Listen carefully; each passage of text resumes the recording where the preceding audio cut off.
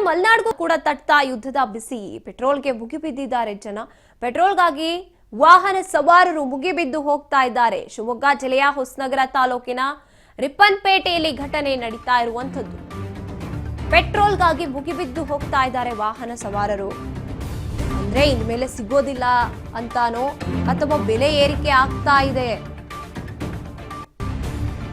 ನಾವು ಯಾವಾಗ್ಲೂ ಕೂಡ ಬಂದು ಪೆಟ್ರೋಲ್ಗೆ ಕಾಯ್ದು ನಿಲ್ಲೋಕ್ಕಾಗಲ್ಲ ಅಂತ ಗಂಟೆಗಳ ಕಾಲ ಸಾಲಿನಲ್ಲಿ ನಿಂತು ಇಂಧನ ಪಡೆದುಕೊತಾ ಇದ್ದಾರೆ ಗ್ರಾಹಕರು. ಇವಾಗ್ಲೇ ಏಕಾಏಕಿ ದಟ್ಟಣೆ ಉಂಟಾಗಿದೆ, ಆತಂಕದ ವಾತಾವರಣ ನಿರ್ಮಾಣ ಆಗಿದೆ. ರಿಪ್ಪನ್ಪೇಟೆಯಲ್ಲಿ 4 ಪೆಟ್ರೋಲ್ ಬಂಕ್ಗಳು ಕಾರ್ಯನಿರ್ವಹಿಸ್ತಾ ಇರುವಂತದ್ದು.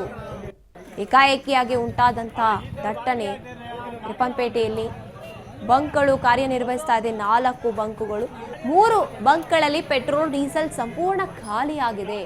ಖಾಲಿ ಬಾಟಲ್ ಕ್ಯಾನ್ಗಳನ್ನ ತಂದು ಹೆಚ್ಚಿನ ಪ್ರಮಾಣದಲ್ಲಿ ಪೆಟ್ರೋಲ್ ಸಂಗ್ರಹಿಸ್ಕೋತಾ ಇದ್ದಾರೆ ಅಲ್ಲಿನ ಜನತೆ. ಇದರಿಂದ ಇಂಧನ ಕೊರತೆ ಇನ್ನಷ್ಟು ತೀವ್ರವಾಗಬಹುದು ಅನ್ನುವಂತ ಆತಂಕ ಉಂಟಾಗ್ತಾ ಇದೆ.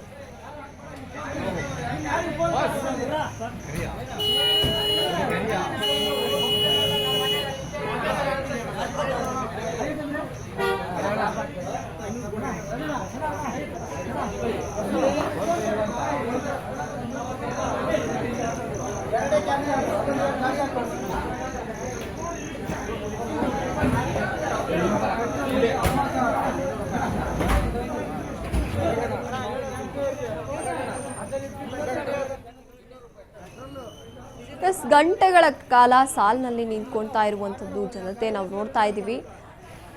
ಬೆಲೆ ಏರಿಕೆ ಆಗಿದ್ದು ಒಂದ್ ಕಡೆ ಆದ್ರೆ ಇನ್ನೆಲ್ಲಿ ನಮಗೆ ಸಿಗೋದಿಲ್ವೋ